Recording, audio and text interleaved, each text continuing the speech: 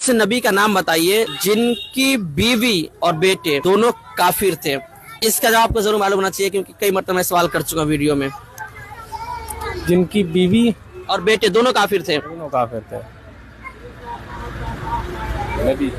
نبی ہیں لیکن بیوی بیٹے دونوں کافر ہیں. کون سے نبی ہیں؟ ابھی آپ لوگوں نے ذکر بھی کیا. نوح علیہ السلام. حضرت نوح علیہ السلام. ٹھیک ہے. وہ کون سے تین لوگ ہیں جو تین لوگوں کی دعائیں ہمیشہ قبول ہوتی ہیں, کبھی رد نہیں کی جاتی. آقا کی حدیث سے پا گئی ہے.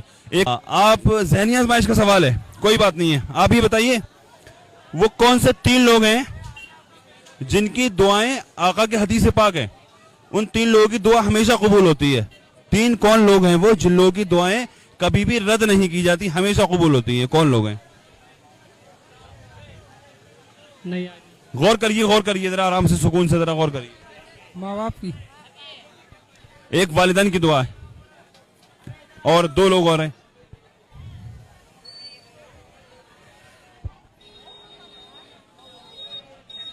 بھائی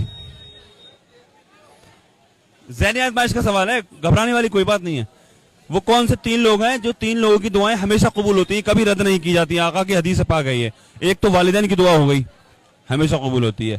علماء فرماتے ہیں, ابھی ہم ایک ولی کی درگاہ پر آئے ہوئے ہیں حاضری دینے کے لیے. وعلیکم السلام. خیریت ہے بھائی؟ ہاں. تو علماء فرماتے ہیں کہ 100 اللہ کے ولی کسی کے حق میں بد دعا کریں. 100 اللہ کے ولی کسی کے حق میں بد دعا کریں, اور ایک والدین دعائیں کر دے تو اللہ ولی کی قبول نہیں کرے گا, ماں باپ کی دعا قبول کرے گا. وہ مرتبہ ہے والدین کا. بے شک. جی, وہ مرتبہ ہے والدین کا. تو ایک والدین کی دعا ہمیشہ قبول ہوتی ہے اولاد کے حق میں. اولاد ماں باپ کی عزت کریں, محبت کریں, خدمت کریں ماں باپ کی. اور دو لوگ اور بھی اور ہیں, ذرا غور کریے. دو لوگ اور ہیں, دو دعائیں اور ہیں. کون ہو سکتے ہیں بتائیے آپ؟ کس کی دعائیں قبول ہوتی ہے؟ ہمیشہ قبول ہوتی ہے, رد نہیں کی جاتی. آقا کی حدیث سے پاک ہے. میرا بابو ادھر کو آ جائیے, آپ ادھر کو آ جائیے. جی, ماں باپ. ہاں, ماں باپ کی ہو گئی. دو لوگ کی اور ہیں دعا. وہ کون لوگ ہیں؟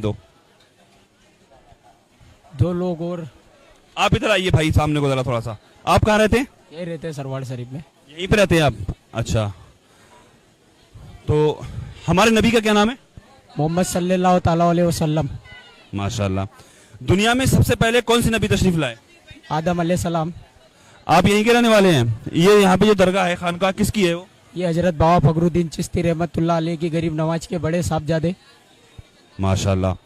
اچھا, حضرت علی اور رسول اللہ صلی اللہ علیہ وسلم کا ان کا آپس میں رشتہ کیا ہے؟ ایک محبت کا, دوستی کا, لگاؤ کا, جی جی دنیا کا. جی, محبت کا بھی ہے, دوستی کا بھی ہے بے شک. اور ہاں, داماد پیغمبر, مولا علی مشکل کشا داماد پیغمبر ہے. ماشاءاللہ. فجر میں کتنی رکعت ہوتی ہیں؟ 4 رکعت. عشاء میں؟ عیسیٰ میں 12. سوری, استغفر اللہ. نہیں, کوئی بات نہیں, ہو جاتی ہے, مسٹیک ہو جاتی ہے. 17 بتائی نا آپ, کیا بتایا؟